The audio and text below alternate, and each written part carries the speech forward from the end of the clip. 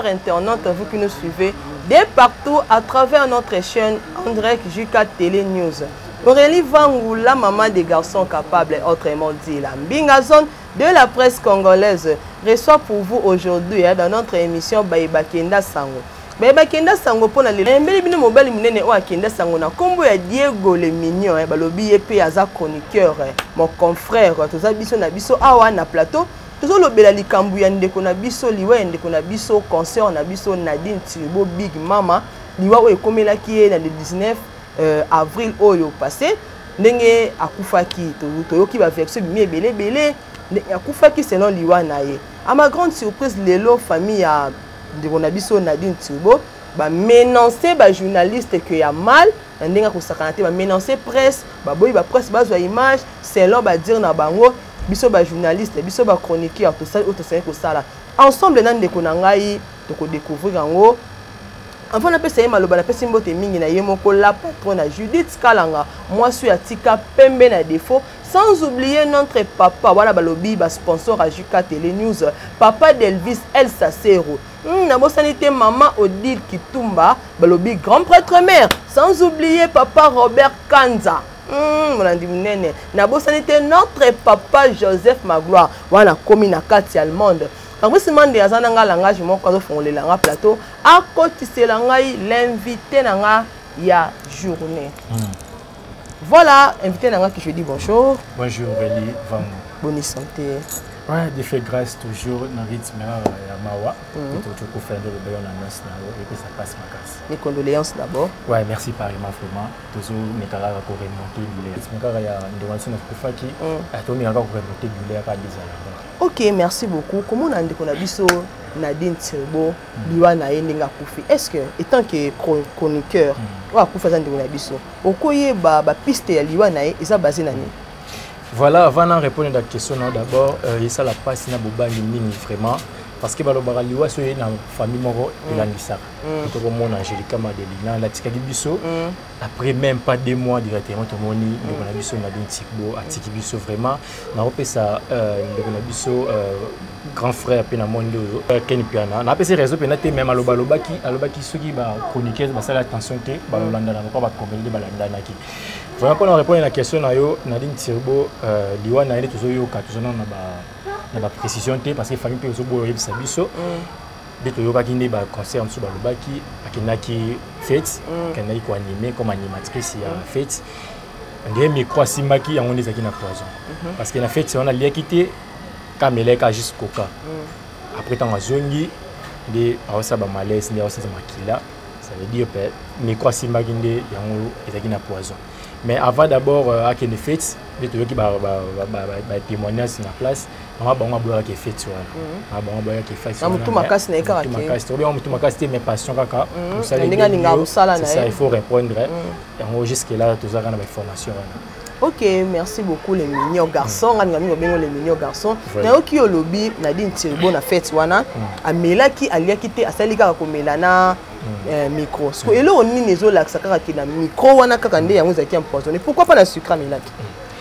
En fait, c'est tout le temps que tu ça chasteté na sucre aux empoisonné pas sucré et ça na moulangi. Tu vois, tout temps au fond là, il y a mon rose veille na. Voilà. Pour éviter ça ça les déplacement. Mais et l'européen est comme une facilité bouillir dans le micro. Pour y cause la té bazu micro na une micro là ti cravate tu des poison. Tant yo battre mon toro chal poison na micro. Ou là tiens directement molo. Mais secret ils en ont ba acrobatie parce que belé na fête. Peut-être quand mon dit ba ça le poison mais ba musu ba ça na kana té. Et ba zo tant des gens ba kolongo ba tira poison na secret na yo ils a faire vraiment. Le ba vous en mettre ça mon na bango. Il y a un monument il y a fort probable ça na micro. Mais tout ça na information précise parce que ni ba information sur place et ça poison te bommier. OK, merci beaucoup. Maintenant quand il paye Nadine Tiribo au moins na pas ça qui accident kaka le même semestre que le moko landani moi on a ça l'accident quelques jours il est pas kofi et fait on écolo ba on est voilà yango vraiment ezo bangisa makasi yango toujours ba keliwa vraiment ya Nadine Tiribo wuti na boka moto to éviter ça na ba compte à vendre na ba tout je sais pas une semaine avant liwana ye moi na ba betaki masasi en droit de te éviter toujours des informations sur place na ba na venir pour témoigner masasi matang ezaki na famille je pense même pas sur Bakundi, je pense même pas les maman pas au Koufa. Et puis c'est pas si peu ma conseil quand on peut ça dans la famille, bazala courage, bazala forte parce que monter ma casse pour n'inviter surtout au côté puis non vraiment et ça mis les lots de bazobo et après c'est ya pour justement ba information pour filmer c'est là. Voilà et le maman elle est maman la sujet tout ça na onde yango wana. Ça vraiment passe. Depuis ça passe ma casse. Comment na lelo ngana tout ça qui ba victime bien que nzamba suninga na auto moi choc comment on a le famille Nadine Tirbo on a dit que ceux qui mes caméraman journaliste donc tu as presque à koufi biso presque les la kana micro na caméra si ko lelo to ye ko le lande ko na biso Nadine Tirbo mbik mama na micro na caméra mais fait famille na ye asali est-ce que c'est normal kutu caméraman moko kutu asa victime asoki basoki si wana asa pe père de famille ayaki ko sa musala na ye biso ba auto ça qui menoncer les ba boto so ba image ba boto le biso famille ba téléphone na biso portable ba téléphone portable ba boto le biso croyant que to ko ba image na Fox siko effet wana au famille na bango sale étant que yo chronique au ko genre voilà ngana za témoin parce qu'il n'a pas mis journaliste sur bout de téléphone pour côté dans le pan où il y a dit d'abord na tenir famille regardée photos wana nous payer ba menoncer bato parce que avant nous lelo ba chroniquer bandoya bo filmer bandoya osama mamu de ce message ko sala parce que ce jour akufi ba joindre balela so yi misa kufa misende balela lelo to perdre moko na biso Nadine Tirbo biso fait photo lela ko le ka ba musicien ko ka ba tondo ya mana musa na famille peut si chance bo lela ndeko na bino mais ndetolo bara biso so sala musala ndé ya moti ba chronique fois ti bayaki ba sala musala na ndenga mabe je m'explique yokoya interviewer de comment la famille a dit que non de comme ça kofi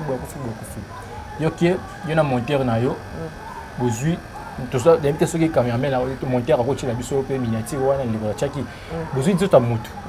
boko zo na photo ya mutu akufi obalani mais nzoto ya yete bozui ka nzoto mutu mususu na photo bobalisi yango bochi na miniature ki nzoto ya Nadine na mort ata to za la place ya famille wana d'abord tu vois bano mona bino libota oboyo lela nande ko na bino akufi mais boye ne bo luka miniature boye ne po luka la vie bobeta baka non ba titre mo bonne c'est mon titre mo babaki maloba Nadine asika ki abaki liwana ngai kozala bodo mo abongo mo teke eza vraiment na sensité il y a vraiment na sensité mais c'est quand na mona ka famille ça parce que il faut bayeba mamuno sondi on aussi monter on bakanda eza nango na solution c'est tant benga bino ba chronique forte bazala pe quand même la raison ouais puis moto yebi ni nga bona bi ke to ba chronique forte belé na YouTube o mi chepe na kati na métier na kati na métier na kati na mi longoli pété parce que peut-être nga na mona na sala bien on so batisa nga chronique forte peut-être nga pe na mona na sala bien so tonika ba nga na sala bien tu vois batunde ba batala biso ba juger biso mais o bi ni singa na tala ba on a bi ke o chronique forte na tanga commoté pour inviter ba polémique mutu asala mabe baba azape parmi bato basala makambo wana to mona ngona matanga ya Angelica Madelina bazuka ba même blo bazuka pour ko ba miniature tu vas blo bongo ne faut hotel milango so to miko to connaître la famille to encourager makamna biso ba konde kona biso ba konde ba jeunesse basala to pesa mo sumu makasi faut to connaître art wana et si ngana monika famille za mabe pona menace tu vois mudu tout aro futa pour casser ya bonité tu vois mais c'est biso to yaki normal to yaki peut-être to solo na famille to ba programme moi des trois questions parce qu'il a fait depuis le 19 voilà ça descend ska lelo parce que vous avez tenté mama misala kaka ndo lela ndenga ndako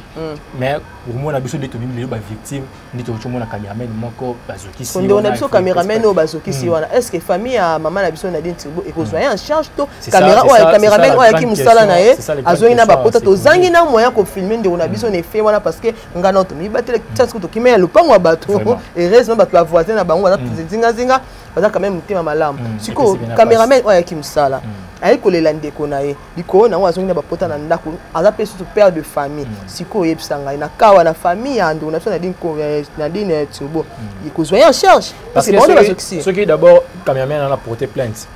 ba quand sa famille wana parce que hier aussi musala na ye attaque caméraman makam na bino ki bobo yaki je ne sais pas il y a informé na ngote tanga ye boy bisena malembe ki koma ya robenda na simba téléphone boy na boy yango mais na conseiller caméraman sur la chance sur l'émission vraiment et comme déjà à garder la maîtrise comme maman de la justice qui ta famille là déjà na choc à garder Kazara na rôle banini soda so ke guerre ay battre sur au buka na to rozoka eza musala eza ba risque musala risque métier voilà vraiment un peu ça. OK, merci beaucoup. Comment on a le meunier garçon comment on a liwa na presse ne comment landela un mois passé, même pas un mois, quelques semaines. Tout coup là, on a vu son maman Mathia Angelica Mandelina, paix à son âme. Même pas un mois, tout le monde est sous on a vu on a dit Tibo Big Mama a coupé. Les acquis n'ont pas comédien, ba coupé li et tout, ba musicien, ce que côté na presse. Surtout to yeba, liwa ngozo na ezo utawapi. Ba pata na presse pe ba comme na makambo ba comédie ba comédie nango soit c'est peu sande on a vu so Ken puis na raison autonome. Voilà, pour nous répondre à la question Aurélie Vango, d'abord on a bêta cité na Ikamo, vraiment c'est clairement milite qui na ça m'a conseillé na bande de biso surtout ba chroniqueuse, tu vois. Mais YouTube est un peu glissé hein. Il est glissé, mais il faut boire tambola. Tu vois les autres mona mingi ba ba menacer na makambo ezabino basi. La réalité ce qui besoin ba compte à rendre tout entre guillemets ba mibali abatu bozozwa yango ekoma ça pour le monde liwa Angelica.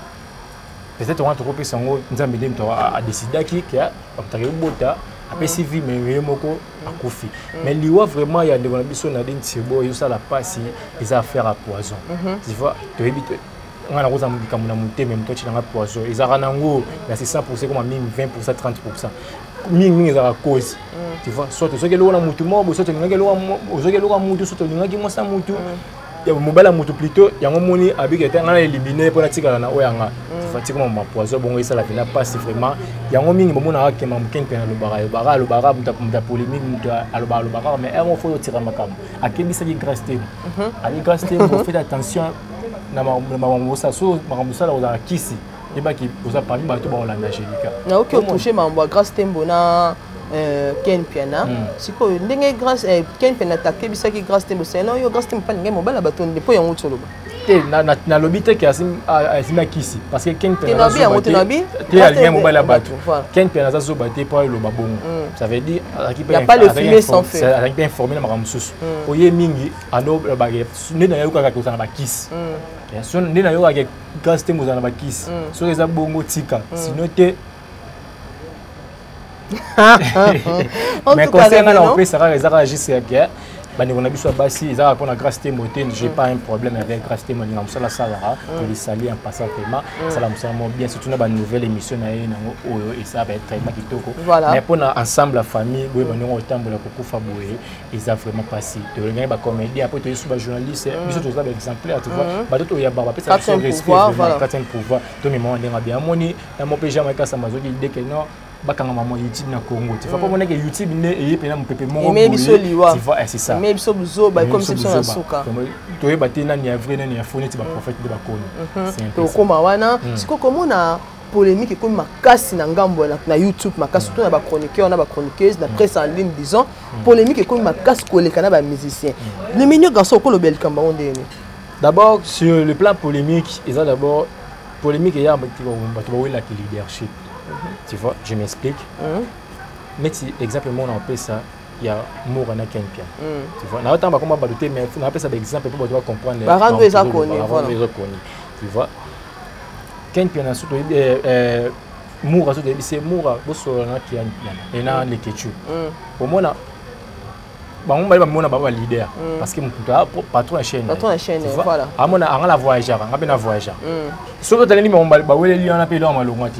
tu vois ça veut dire que leadership les awana ya on tomba mission lelo et polémique par par là on a beau point ba leader on a beta koleka on a ba type mo yebana tu vois ya on les biso ba journaliste fait tous avec exemplaire to mo kota kana mbadi wana to mo sanga na ba journaliste ba musicien qui ngani to journaliste a mutu qui ngani ba fa non attaché de presse à mutu mais au comme il défend et là parce que ils ont une polémique déjà ba clan tu vois comme ça ba musicien mais les comme la presse et qui indika et qui ngani et qui riboy tu vois dans ce que qui dans qui rana sur la moto sur la ligne ate au côté maman na rando wana OK peut-être yo ngo yamba ye to ngo zo relation mo à travers ye directement coupé pourquoi parce que ils ont écrit va biloko wana vraiment ngale na écrit il faut que tu aies écrit pour y en même temps. Si tu n'avais pas dans le voilà, merci. C'est un peu ça. Ok, merci. Est-ce que comment on a écrit la polémique avec écrit c'est quoi tant que yo chroniqueur pour juger les Cameroun soit solution ni ko pesa soit piste de solution ni ko pesa na bandi ko na biso bazana bekiri bazana ba ranking bazana ba polémique solution tu vas trouver solution mon comme to monique nous story de ba pekisa moto na kene moto da ki ba pekisa arrêté ce conséquence de les tirer on a besoin de Angélica Koufa qui a bakaya qui groupe tu vas bakaya qui groupe pour na to sur la ndenge ni to vous pouvez bota makambo lelo et ça là ouais ça là ça ndenge ni pour na to qu'on a bien pour contribuer pour qu'on essaie de contribuer en tant que presse mais quand on a même groupe basangisa qui ok, nous avons peut-être à ça qui bon pourquoi il sur moto à côté na bateau bayo kana raté na kati tant bateau bayo kana bakati mutu ni c'est exemple il sera tout là nous de bilé balinga kaité soit le bic comme bozu audio wana mission libanda sur analyse comment so mutu bongo so ce que comme moi hier ça sur groupe ça alinga sous alinga sous parce que ça il est victime comment on a groupe ango bato msusu baza ba chroniqueur en tête chroniquer c'était azam ta presse en ligne mais na kati coupe intégrer qui c'est que l'icône on a pour Luka Bestoni en fait eza d'abord comme d'inviter pour avoir influenceur parce que tout le monde est influenceur bato aza journaliste était mais ya mère na mission pas finga ka tu vas muta bon bazuer na bato bon bazaki bemé na temps commoté pour ça pour ba combat bato c'est ça pour éviter polémique ils a juste que faut dire tout ça musa na biso bien tu vas surtout quatrième pouvoir ou la PCB ça vraiment et le mob o na pas payer mususu journaliste pour faire na yebo faut ça là biso comment ka mara moba intérêt de ton mouvement na bato tu vois so bon kanga na mutu kinga ni po mutu kinga ya tala maka ko kanga kinga po ko tala maiza te ke no yebi musala non ko yeba na pesa ko linga mati ko yeba na pesa ko linga mati peut-être ba vanda na posa na ntemko lo ko ba wana ba musala be émission ko linga mo joyeux ba wana pe moto nga osusu ko mona ngai conseil on a pris ça vraiment comme nous c'est juste to lingana il a amour vrai donc na biso ya kufi liwana vraiment et puis ça biso vraiment conseil ma ya bako poison et le olivier mutu même si bakani mutu achaki poison ils ont ça Nadine Turbo. OK, voilà comment on a déjà lié un qu'on a biso Nadine Turbo. On s'assurer que ça na mutu moi ça derrière ya ngoto. Oui, voilà vraiment 100% derrière ça. La personne là derrière tu éviter ça mon bali ou moi si mais il aurait ça sérieux ça derrière ça même famille dans une histoire pas yebi. Et là on a singa bah qui est vraiment dans la justice bah font vraiment dossier parce que qu'on perdre une grande dame roi Nadine ils a vraiment une messe à faire. C'est quelque chose facile. Ils a une messe à faire parce que ça moto pas de sont déjà famille, ils a des mères des enfants déjà pour moi la kepi n'a pas passe. Il va perdre moi na apoyer moi kufa akina parce que me dit mon chose ngande balobara de me ngara désolé là actuellement vraiment c'est vraiment passe. OK, merci. Comment on a vu sur la presse le l'autre bouma na poison lobi kuna kinga nya boma lobi kuna kinga na zo boma siko motima mabe o ezo régner ma casse la presse en ligne étant que yo chroniqueur hein les millions garçons ko lobela ngondo biso to benga rabande commun to benga bengo confrère na bengo obenga conseiller na mais ya maloba en fond du keto linga na kate pour na nini en fait ko juger vraiment que motima mabe pour to linga na te pour na nini en fait batna basana na bakambo so barankine eza bazana loko basali ki rankine wana mingi za mbongo mingi za pona peut-être moi ça bato mobala bato mobala poto moi ça poto mingi za tamso pona ki leadership ni autour le bongo il y a pas quelques minutes passées mingi za tamso que peut-être ni échelle ni tela makasi moi le coup n'a pas côté na poto yo ka pa kanga inde wana so chaîne nous zo kanga chaîne pe comme les autres cités par-ci par-là tu vas mutabongo siko yo kanye chaîne na chaîne déjà il y a 12 11 000 abonnés à côté vraiment bon na aram ça ça raté aboy kinduma boy kindimu azama moi affaire ni côté la gembo yo zui o kanye loko wana so mutabongo est-ce que yo conseiller que mutima be bon poponi tu vois il va quand mutima rando na bon eza pona ma chaîne o kuna rando eza pona boto ke moi ça poto eza pona ça boy ke vine mo boka ke mbongo yo ke linga o eza pona boy makambuze belé na YouTube ba chroniquer vraiment il faut tout meka pour revoir ngo parce que ça la vraiment pas ils ont la vraiment pas cinéma. OK, merci beaucoup. To sauter sujet wana. Donc ta suna sujet na biso oyo ya pasteur na biso Mike Kalambai. Comment na pasteur Mike Kalambai live à Salaki concernant makamna na pasteur mususu oyo to yebi biso mbale et tant que yo to yebi ke biso ba chroniqueur ba chroniqueuse toza ba ranking toza ba keret et longo na ngam na biso ekoti suna ngam ba pasteur et tant que chroniqueur ilo nyokoloba. En fait, j'avais vraiment eu le temps, il y a Rolanda Live, il y a pasteur Mike Salaki. D'abord, pour nous répondre à la question, on a répondu directement passer un peu moment pour trouver ce temps parce que la raison est mon goyebi. D'abord, il faut que nous ayons une racine à l'écart. Racine à l'écart, parce que ce moment qui relation à bon bazaki na. Tu vois, il y a des personnes qui bazaki vraiment unis. Et là, il y a une série de gens qui ont évité. Bon, du banda boyano la service qui ça qui va passer, va chanter. Mais comme on a maramot comme boyé d'autres langues les autres baké et ça m'a déjà comme si on a ranké tu vois to me dis pas on a ba formation na CC ils a dit que non parce que bien ça qui a linga kité comme ça on ranké bon point mais ko lingaté bien sûr tant on t'a limité mais après sur piste après sur code tu vois peut-être à mouton peut attention c'est comme c'est piège à piéger qui pasteur Mike Kalamba ya koboya ya boyi ma PC fait faire ne to zoyoka to confirmer te que pasteur Momo a branché qui Mike pasteur Mike pas a passé qui a branché qui Mike peut-être muto to bi que muto za muto mais d'abord on va na que muto PC nga musala on a travaillé na chaîne boyi za muto kinga eza Aurélie tant dans une marambo moya en même temps reconnaissance wana fait ça non que yo comme ce place wana comme ko buka so muto wana donc on comprendre bien pasteur Mike Kalamba inde siko a comme un grand il y a un pasteur Momo allo baba dire ndalo bali bossa chia c'est ça mais j'ai pas dit ça mais c'est là baba dire ça pasteur Mike a sa grande personnalité pasteur Momo pas sa grande personnalité ba mambasa ba belo ba weleli mais intérieurement parce que on va weleli mais au biso so mona au pe ba so témoigner c'est ça maman jaja on va jaja parce que yebi mbongo ezala tant maman mbongo ezala raté ba tourner ezala mais ce que le bozo peut ça passer ba on baza ba pasteur so ba ba chantre wana yingiza ngo faux débat baza ba pasteur baza ba oyo même libosa moi si faut bazala boy même libosa mbongo faut bazala boy même libosa makam kingani nyonso ça faut parce que bango batiki mokili balandi vraiment nzela ya nzambe balobela nzambe bazali ko ba porte-parole ya nzambe parce que so sankara ya to ba oyo amtati sankara j'avais dit so aoti ya boto ba non nous inspiré par Dieu voilà tu vois ce que mona ke barankine ko boka na ba jeton et tout comme ça ba guerre d'esprit entre Moïse les dossiers de Moïse je vais na ozongi lango Moïse yiko tema ya miso ba to polo ba pena que ça saint ça veut dire ba ebani il faut au moins la vérité en face parce que ba bango il y a pas le fumer sans feu ça fait dire ba ebani presque kutana voilà c'est quoi komona bango mibale ba la bouche de l'Éternel ba sala nzambe o biso ba o to ngenda un moto pesi moi 10 mots offrande pona ba tchama loboko ya makambo na ngato musala ngi tambola bien komona bango na bo ba ta exemple à suivre pona biso ba se comporter de la sorte c'est quoi ba peuple nzambe o ba za sima na bango ba ko sa ndenge ni en fait les saliers individuels il va le moto le kanzambe na yo moko ko beta libakute pona pasteur kubeta libakute pour un prophète mon beauté ma conseil na opesa na papier dans nzambe o eza distraction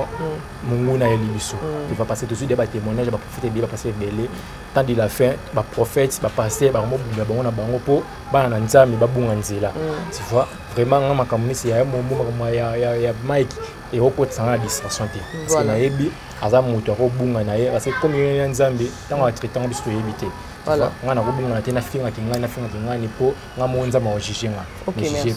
OK merci le mignon garçon comment on a pasteur on a biso que non nga pasteur on a biso Denis les pasteur pétage pasteur pétage à pétara tout moment elle biso sous dossier que au pasteur Mike Kalamba azana mwana mukolo ya mwasi abota libanda soto chetembe akoyela biso ba presse est-ce que c'est le moment opportun pour na ye aya ko makambo on sait on makambo zo le kaja ba garde d'esprit ya ba pasteur na biso mibale oyo fazo sala. Non, on aura tout vu dans ces pays. Tu vas passer à pétage derrière nous, c'est derrière bien. C'est qu'on détouche déjà dans tout le monde. Tu vois, à l'Ukara base. À l'Ukasu base, comme on est en Makaka. Mais comme on est en Makaka déjà. On est en Makaka déjà, mais n'habite sur pour naïs est insuffisant. Tu vois, parce que surtout quand il va prophète, bah on a base naturellement la YouTube. Il est ça le premier. Mais surtout bah même il donne naïs. Il y a pas comme roi Denis, il va le roi Denis. Maintenant déjà pétage, à zo rendre compte dans côté. Ils ont commencé à casa, comme ça m'a vraiment tant que yebi de que non, nous n'avons pas passé à ça dans Makambo, non, ils ont là et non, faut d'abord, nous va passer pour sangana, pour que solution soit pour bengaye, pour s'améliorer lié soit pour arranger comme moi pour aussi m'atter. D'abord, à ça on a problème il mais il y a des les soins à l'auberge à biso qui au fan ça pasteur Momo il y a pasteur Mike Kalamba ça va réconciliation quand il y a mon sous pasteur pétage à élire sous dossier au pasteur Mike Kalamba ça na mona mukotiko liko na OK na biso wapi et là comme ça biso ya mwana j'ai vite compris qu'il y a à soif d'argent. OK. À soif d'argent parce que dernièrement adoro pour moi ya prophète Francis. Mais tant après ça ka mbongo, a reboncer. Ah Francis mutumo wa binzambe bona boy mais le bisu ça yesu bébé aboyi sina yesu. Ah mutumo toi double tranchant. Ah mutumo faire confiance té. Pour comme ça ba dossier on est là le monde vraiment faut là longo na pembeni vraiment c'est ça le mot boy tanga la te ya abisi maramob abisi maman ya maman Marie Musambo notamment la police jusqu'à la mona to mona te en tout cas vraiment pasteur et puis ça passe vraiment comme ça que non abuta bana na Angola abuta mona na Cameroun na mito ça na ngoni vraiment aussi de cette emboyer la so be preuve tembo cha be preuve to c'est la racine ta ya be preuve to c'est non ya Marie Musambo na be preuve mona na te ake ba kenda poto ake miso la biso mona na ya na ikasi en tout cas vous allez garder émission na batu na to moi émission dernièrement tout ça na petit Fally émission à mort il va comme ce chroniqueur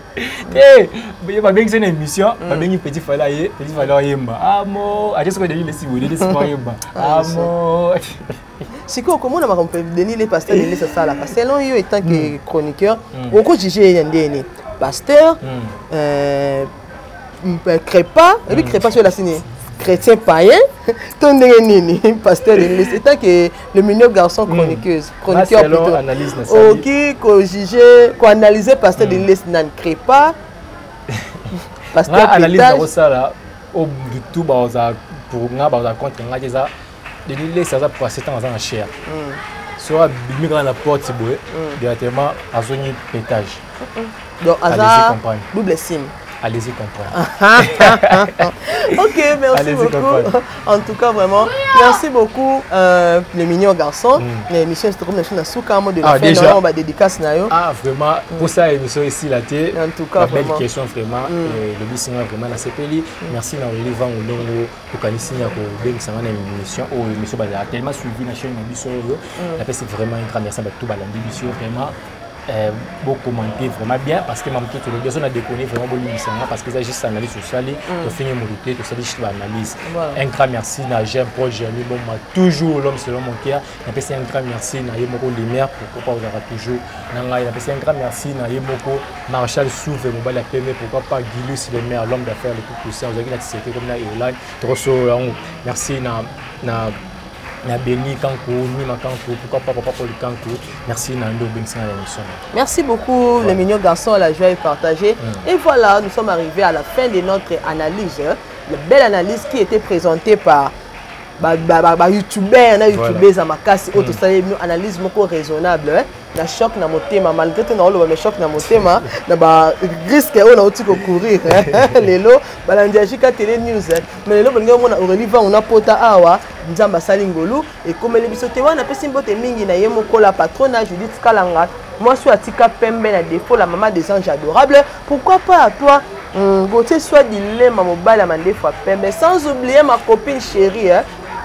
Magali Mundingu, moi si à Pembe, merci n'est-ce pas ça me donne au biso. Pour notre tournée émission, maman na Siama Motema et Serge Mbele. En tout cas, un grand merci à vous. Un grand merci à Clarisse Ivango, ma tante chérie, depuis London City. Sans oublier Coucou Bofana, toute la famille Bofana. A commencer par Coucou Bofana, Blandine Bofana, Timber Bofana. Bino Niesa Bofana, Niesa dédicacé Bino. Ça migre à ma copine chérie, Bambote Belé, Bissika Ozali, Bino Niesa maman chérie Nadine, maman chérie Babi Mbongo Bofeko. Bambote Belé, Bissika Bozali, tous les abonnés de Juka TV News, un grand merci à vous. Restez branchés, scotchés,